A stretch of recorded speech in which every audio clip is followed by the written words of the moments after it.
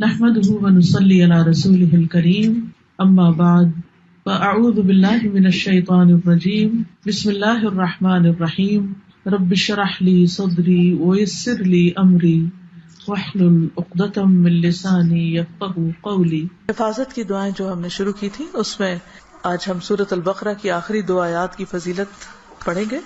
Number 2 دعا جو ہے اعوذ باللہ من الشیطان الرجیم بسم اللہ الرحمن الرحیم آمن الرسول بما انزل الیہ من ربہ والمؤمنون کل آمن باللہ وملائکتہ وکتبہ ورسلہ لا نفرق بین احد من رسلہ وقالوا سمعنا واطعنا غفرانک ربنا والیک المصیر لا يكلف الله نفسا الا وسعها لها ما كسبت وعليها ما اكتسبت ربنا لا تؤاخذنا ان نسينا او اخطأنا ربنا ولا تحمل علينا اصرا كما حملته على الذين من قبلنا ربنا ولا تحملنا ما لا طاقة لنا به واعف عنا واغفر لنا وارحمنا انت مولانا فانصرنا على القوم الكافرين۔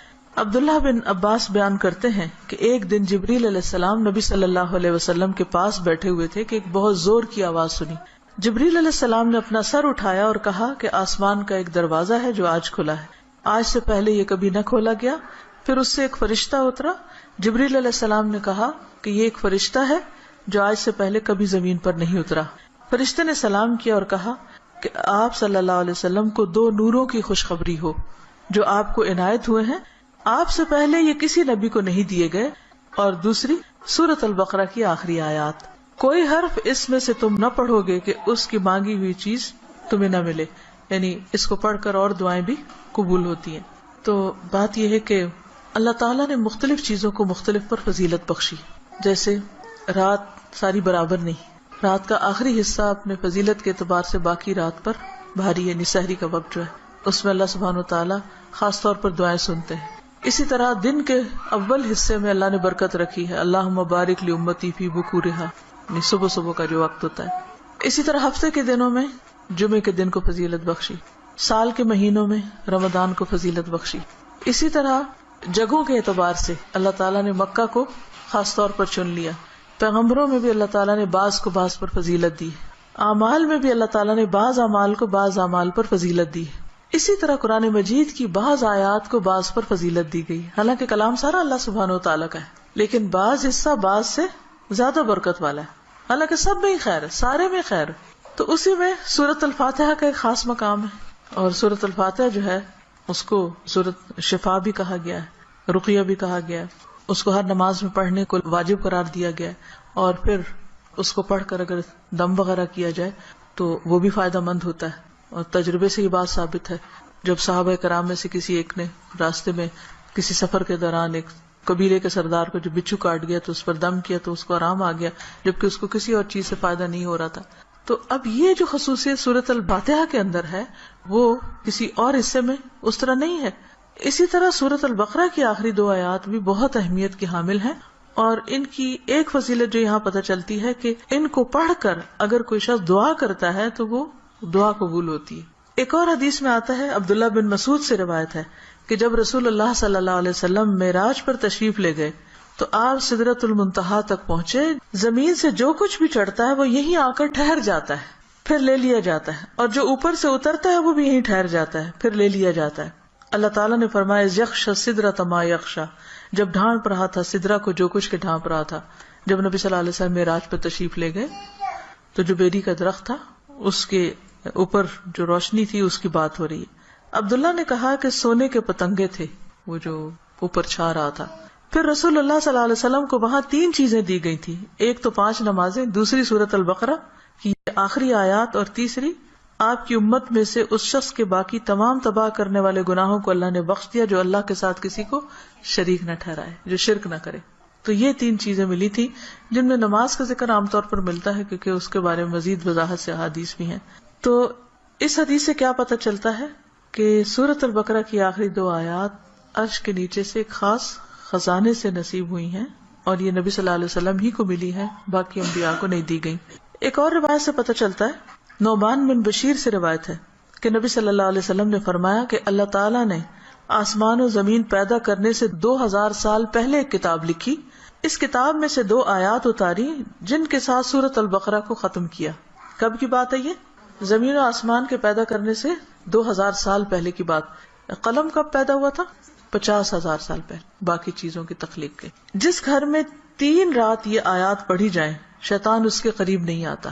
رسول اللہ صلی اللہ علیہ وسلم نے فرمایا، مجھے سورۃ البقرہ کی آخری آیات عرش کے نیچے ایک خزانے سے دی گئی، مجھ سے پہلے یہ آیات کسی نبی کو نہیں دی گئی، یعنی یہ آپ کی خاص خصوصیت ہے کہ آپ کو یہ نصیب ہوئی۔ اور پھر ایک اور جگہ یہ بات بھی پتہ چلتی ہے ان آیات کے بارے میں کہ جو شخص رات کے وقت ان آیات کو پڑھ لیتا ہے تو وہ اسے ہر چیز سے کافی ہو جاتی۔ تو آپ اس کو اپنی عادت بنا سکتے ہیں، رات کو سونے سے پہلے پڑھ لیں یا کسی نماز میں پڑھ لیں، مغرب یا عشاء کی نماز میں پڑھ لیں یا ویسے ہی بیٹھ کے پڑھ لیں، کیونکہ ان کی فضیلت بہت زیادہ ہے۔ تو ان آیات کا ترجمہ جو ہے وہ آپ دیکھ سکتے ہیں قرآن پاک ترجمے والے سے، لیکن یہ ہے کہ جو خاص بات ان آیات میں کی گئی ہے، پہلے تو اس میں ایمان پر بات ہے کہ رسول خود بھی ایمان لائے ہیں اور سارے مومن بھی۔ کن کن چیزوں پر؟ اللہ پر، ملائکہ پر، کتب پر، رسول پر۔ دوسری اہم بات، لا نفرق بین احد من رسلہ، کہ ہم رسولوں کے درمیان فرق نہیں کرتے۔ فضیلت جو اللہ نے ان کو دی وہ اللہ ہی نے دی، لیکن ہمارا کیا فرض بنتا ہے کہ سب پر ایمان لائیں۔ اور پھر صحابہ کرام نے کیا کہا، وقالوا سمعنا واطعنا، کہ ہم نے سنا اور ہم نے اطاعت کی، ہم ایمان لے آئے اور جو کچھ ہمیں کہا جائے گا ہم اس کو مانتے ہیں۔ ہمیں اس کے بدلے کیا چاہیے؟ غفرانک، تیری بخشش چاہیے۔ یعنی بندہ اللہ کی بات مانتا ہے اور اللہ تعالیٰ اس کے ساتھ بخشش کا وعدہ کرتا ہے۔ ربنا وإلیک المصیر۔ اور یہ بخشش کیوں ضروری ہے کہ اللہ تعالیٰ ہم کو معاف کر دے؟ کیونکہ ہم نے اللہ کی طرف پلٹنا ہے، لوٹنا اسی کی طرف، رجوع اسی کی طرف۔ پھر فرمایا کہ لا یکلف اللہ نفسا الا وسعها، ہر بندے سے حساب اتنا ہی ہے جتنی وہ استطاعت رکھتا ہے، اسی کا مکلف ہے، اس سے زیادہ اس سے نہیں پوچھا جائے گا، چاہے جسمانی صحت ہو، چاہے مال ہو، چاہے اولاد یا عقل یا کچھ بھی، تو ہر شخص کا حساب اتنا ہی ہے۔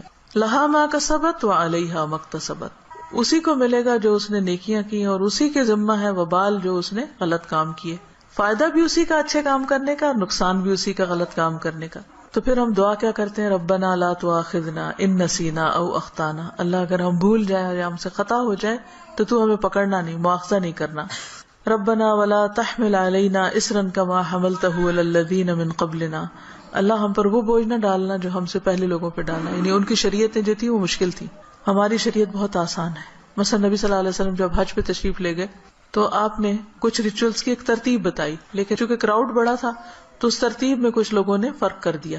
کیا تھا کہ جیسے آپ پہلے رمی جمار کریں، پھر اس کے بعد سر مڈائیں، پھر اس کے بعد احرام کھول دیں، لیکن کچھ لوگوں نے اس ترتیب کو آگے پیچھے کر دیا، تو اس پر آپ نے فرمایا لا حرج، لا حرج، کوئی حرج نہیں، کوئی نقصان نہیں۔ تو یہ ہمارے دین کی ایک سہولت ہے، آسانی ہے۔ تو یہاں دعا یہ مانگی جا رہی کہ اللہ جس طرح پچھلے لوگوں کے اوپر پابندیاں لگ گئی تھی یا ان کو کچھ مشکلات ہوئی تھی تو ہمیں اس سے محفوظ رکھنا۔ ربنا ولا تحملنا ما لا طاقت لنا بہ، اللہ ہمارے اوپر ایسا بوجھ نہ ڈالنا جس کی ہمیں طاقت نہیں۔ اب دیکھیے کہ اگر ہم امن سے ہیں، سلامت ہیں، ہم سانس لے رہے ہیں، کھا پی رہے ہیں، جس کا مطلب اللہ کی رحمت ہے ہم پر۔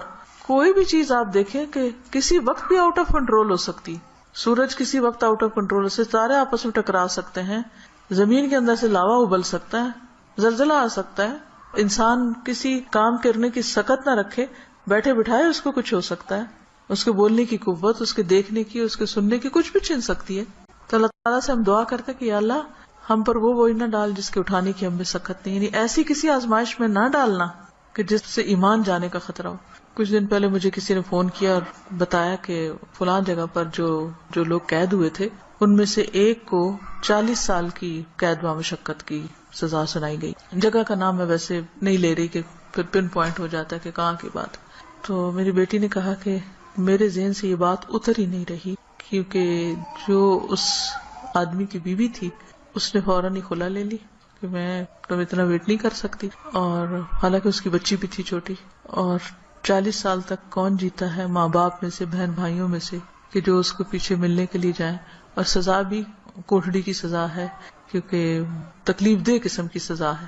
تو وہ کہتی اس شخص کی بیوی نے خود آ کے بتایا کہ میں یعنی کہ کس طرح یہ سب کچھ ہوا اور کیسے وہ پکڑا گیا اور کیسے سزا ہوئی، کس طرح میں نے خلا لے لی اور اب میں خود ارن کر رہی ہوں، اپنا زندگی چلا رہی ہوں. کہتی کہ مجھے جو چیز بہت زیادہ ڈسٹرب کر رہی ہے وہ یہ کہ دنیا میں بھی بعض اوقات لوگوں پر ایسی بڑی بڑی تکلیفیں آ جاتی ہیں کہ جس میں سارے ہی ساتھ چھوڑ جاتے ہیں، تو قبر میں کیا ہوگا، جہنم میں کیا ہوگا، کوئی حال نہیں پوچھنے آئے گا.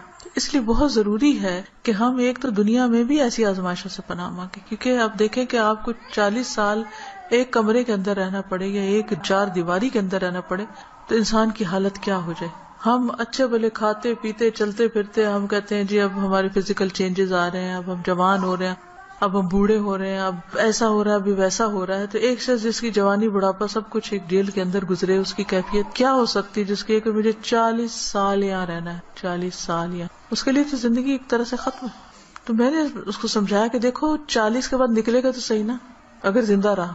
اول تو پتہ نہیں کب تک زندہ. سوچو ان لوگوں کے بارے میں، تم اس سے زیادہ ڈسٹرب ہو تم ان کے بارے میں کہ جو قبر میں اس سے بڑی جیل میں، اور جو آخرت میں پکڑے جانے والے ہیں، ان کا کیوں نہیں تم سوچ رہی؟ ان کے لیے کچھ کرو. ہم سب کا فرض بنتا ہے کہ کوئی اچھی بات ہمیں پتا ہے تو ہم دوسروں کے ساتھ شیئر کرتے رہیں تاکہ وہ بھی گناہوں سے بچیں. اسی سے آپ سوچیں کہ دنیا میں 40 سال ایک جیل میں گزارنا ایک وحشت ناک تصور لگتا ہے، کیونکہ ہم ریلیٹ کر سکتے ہیں نا اس کو. لیکن قبر میں کوئی چلا جاتا مٹی کے نیچے، بھول گئے سب کون گیا کیا ہوا. وہاں تو کسی کی چیخ بھی باہر نہیں سنائی دینی، اور لوگ کیسے کیسے غلط کام کر رہے ہیں، خود ہم پتہ نہیں کہاں کہاں غلطیاں کر رہے ہیں. اللہ تعالیٰ ہم سب کو معاف کر دے. تو بات یہ ہے کہ اللہ سے یہ دعا مانگتے رہنا چاہیے کہ یا اللہ ایسی ہمارے اوپر آزمائش نہ لانا، ایسی مشقت نہ آئے کہ جس کو ہم اٹھا نہ سکے، چاہے وہ کوئی بیماری ہو، کوئی مرض ایسا ہو. آپ دیکھیں کہ بعض بیماریوں میں پین ہوتی ہے، بعض میں تکلیف ہوتی ہے، ناقابل برداشت حد تک تکلیف ہوتی ہے. اس وقت انسان کے لیے صبر کرنا اور اپنے آپ کو کنٹرول میں رکھنا کہ منہ سے کوئی غلط بات نہ نکلے، اور اگر منہ سے تو چھوڑے دماغ میں بھی برا خیال نہ، کیونکہ حدیث میں آتا نا کہ تم اس وقت تک نہ مرو جب تک تمہارا حسن ظن اللہ کے بارے میں نہ ہو. اس کا مطلب نہیں کہ موت اپنے ہاتھ میں لے لو، اس کا مطلب یہ ہے کہ مرتے وقت تم اللہ سے اچھا ہی گمان رکھو تو تمہیں موت آئے. لیکن آپ کو پتہ ہے جب تکلیف کی شدت ہوتی ہے نا تو گمان اچھا رکھنا سب سے مشکل کام ہے، بہت مشکل. اس وقت مایوسی کی طرف سوچ ہو جاتی ہے فوراً. تو ربنا ولا تحملنا ما لا طاقت لنا به، اللہ ہم پہ وہ بوجھ نہ ڈال جس کے اٹھانے کی ہمیں طاقت ہی نہیں، ہم بہت کمزور انسان ہیں. ربنا ولا تحملنا ما لا طاقت لنا به واعف عنا واغفر لنا وارحمنا. یہ جو 3 لفظ ہیں جب انسان پڑھتا ہے تو سوچتا ہے یہ ایسا کیوں ہے، معاف کر دے، بخش دے، رحم کر، کیونکہ یہ بہت شدید ضرورت ہے ہماری کہ اللہ ہم کو معاف کر دے. ہم بہت غلطیاں کرتے ہیں، یعنی اس میں تاکید اور تکرار ہے. واعف عنا واغفر لنا وارحمنا اگر شعوری طور پہ ہم ہر روز پڑھیں کم از کم 1 دفعہ تو کتنا فائدہ ہو سکتا ہے. انت مولانا فانصرنا علی القوم الکافر، تو ہمارا مولا ہے تو دنیا میں بھی تو ہمیں کافر لوگوں پر مدد دے. تو اللہ تعالیٰ ہمیں اس دعا کو پڑھنے اور سمجھنے اور عمل کرنے کی توفیق دے. السلام علیکم ورحمۃ اللہ وبرکاتہ. سبحانک اللہم و بحمدک، اشہد ان لا